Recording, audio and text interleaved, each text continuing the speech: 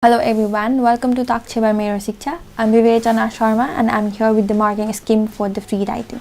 So whenever you're dealing with the questions of free writing, the one question that pops up in your mind is how are our writing skills or the writing will be evaluated. So your writing will be evaluated being based on the 4 different categories. So the first category is the content and the ideas. So 40% of your writing will be evaluated being based on this. So in this content and ideas, we'll be checking whether you have made or you have presented your answers in a very clear or the engaging format, or whether you have established a central idea or thesis statement or not.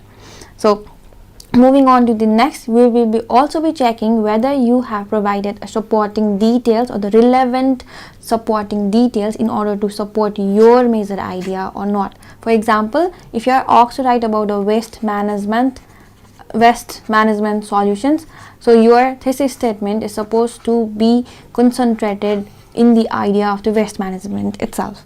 So whether you have provided your idea being based on the questions asked or not is very vital. So we will be checking whether the idea that you will be presenting is engaging or not, and then in order to support your ideas, whether you have provided a supporting details or not will also be checked. So along with it, you will be also be looking for the logical organization of the ideas and the progression of the ideas. It is not that if you present the ideas it will be okay. You are supposed to present your ideas in a logical format. So you should be, in order to present your ideas in a logical format, you should be presenting the transitional words. You are supposed to present number of ideas in which you will be also providing a proper logic.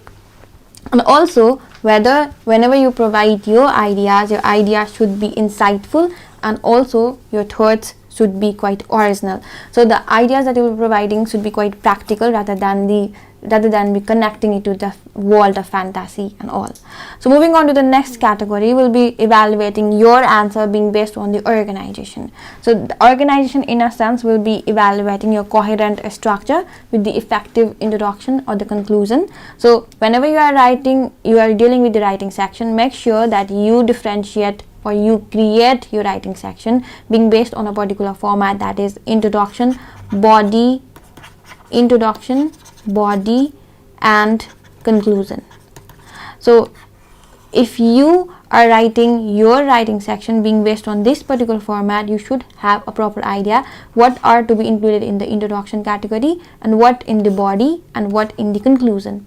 So talking about the presenting your ideas in the writing section, so your thesis statement should be presented here in the introduction section, and the details to support and also the supporting details should be included in this body paragraph, and the conclusion section should be the restatement.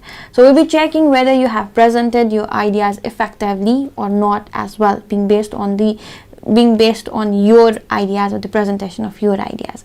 So along with the coherent structure, which includes the effective introduction and the conclusion, you're also supposed to use a clear transition between the ideas as well as the paragraphs. That is, you are supposed to use the proper and the appropriate transitional words. For example, if you are talking about the contradictory ideas, you're supposed to use the transition words however, but. So if you are talking about the adding much additional information, you're supposed to include the transitional words like moreover, in addition, or the furthermore. So also you are also supposed to be very much concentrated about the effective use of paragraphing as well. So we will be also be checking how you have created your paragraph. That is, the ideal form to create a paragraph is you are supposed to write 10 to 12 sentences in one paragraph. So whether you have presented your ideas in that particular format or not will also be checked. So moving on to next, we'll be also looking after the style and the tone, that is the consistent and the appropriate use of the voices or also the tone for the purpose. So this tone and the style is entirely based on your word choice or your grammar. We'll be checking whether you have written your idea. It is not that you're supposed to present your ideas, but whenever you are presenting your ideas, you are supposed to present in an effective way. Presenting your ideas in an effective way, you are also supposed to present in with the appropriate word choices. So along with the appropriate word choices, you should be presenting your ideas with the appropriate grammar as well. So if you are presenting your ideas in a past tense, you should not be fluctuating your use of tense as well. So if you have begun with the past tense, you are supposed to end with the past tense. So if you are talking about the future, you should be addressing your ideas in that particular way. Along with that, you should be using a precise and a descriptive word choices.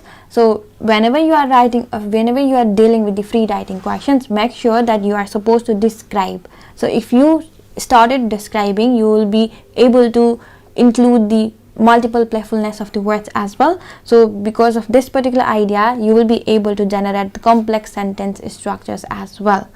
So also, whenever you are dealing with the complex sentence structure, make sure that the complex sentence structure conveys the meaning appropriately and also in a clear and the fluent format. So whether your presentation of ideas are conveying the message in a proper way or not will also be checked. Next is the conventions. This category includes the proper use of grammar, spelling, capitalization and the punctuation marks. So it won't be